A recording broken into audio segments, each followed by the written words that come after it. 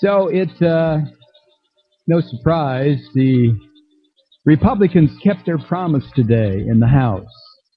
Their promise of nonsensical acts, pointless charades, and empty, hollow measures.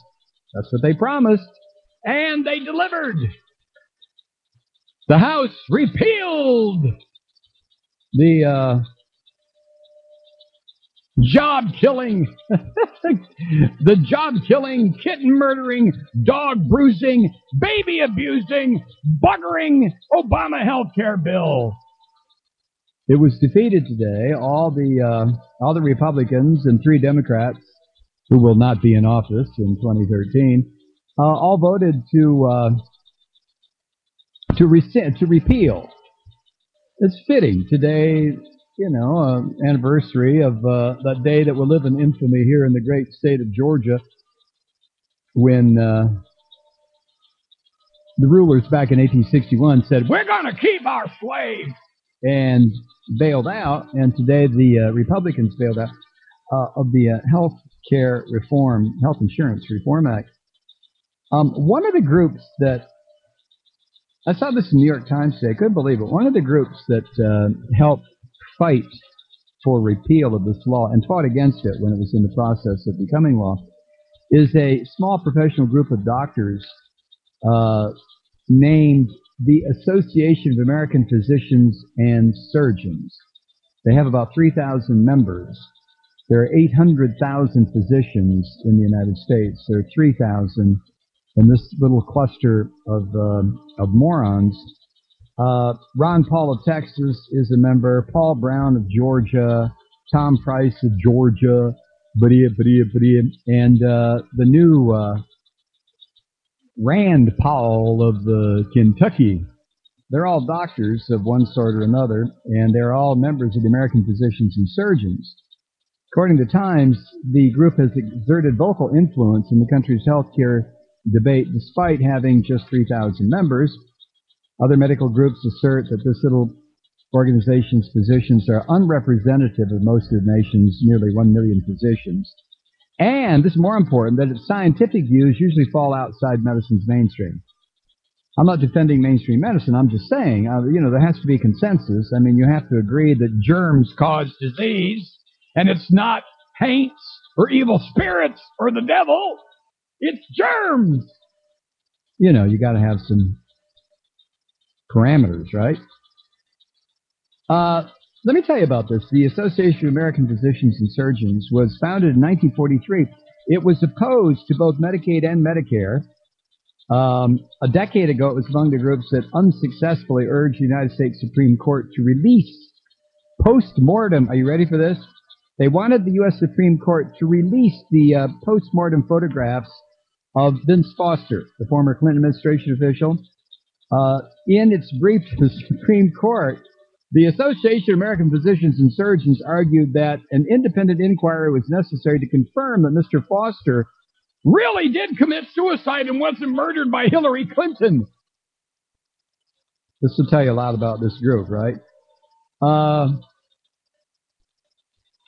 Its internal periodical of this group, the Association of American Physicians and Surgeons, the internal periodical has published studies arguing that abortion increases breast cancer, which is total nonsense. The National Cancer Institute, I'm not defending them, but I mean, that's like saying, well, if you step on a crack, you break your mother's back.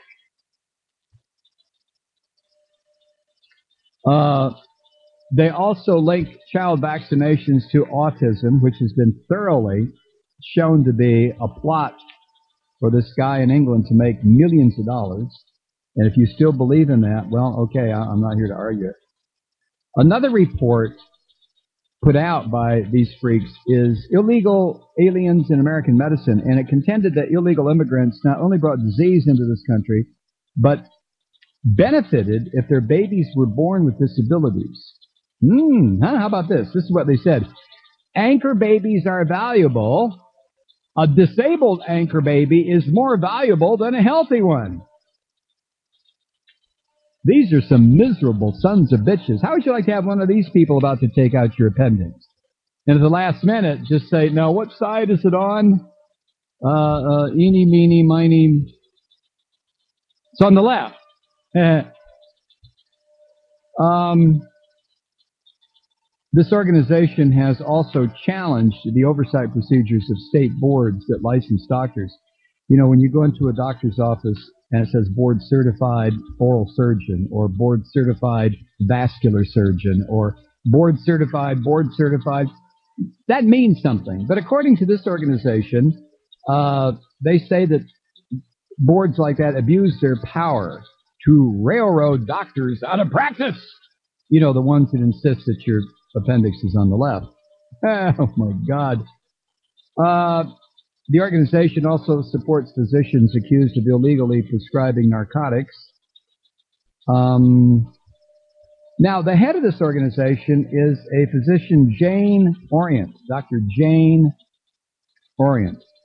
And she says that her group favors a free market approach to medicine. You know what that means?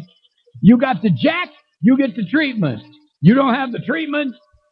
You don't have the jack, you don't get the treatment. Very simple. Son of a bitch. Free market. And some of the members do not accept payment from government programs like Medicare, Medicaid, or insurance. They just, you pay me the money or you bring me chickens or, a quart of strawberries and I'll do your appendectomy. If I remember what damn side it's on. Now, last thing about this group of morons, the Association of American Physicians and Surgeons. During the run-up to the health care law, Dr. David McCallum, a Florida neurosurgeon, who's a member of the group, he became the subject of controversy when it was reported that he had forwarded, remember that email to Tea Party members that showed President Obama dressed as an African witch doctor with a bone through his nose? Remember that? That was one of these doctors. Jesus Christ. This country is a zoo. It's a zoo. And these clowns, oh, never mind. My God.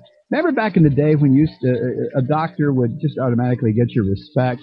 Remember that?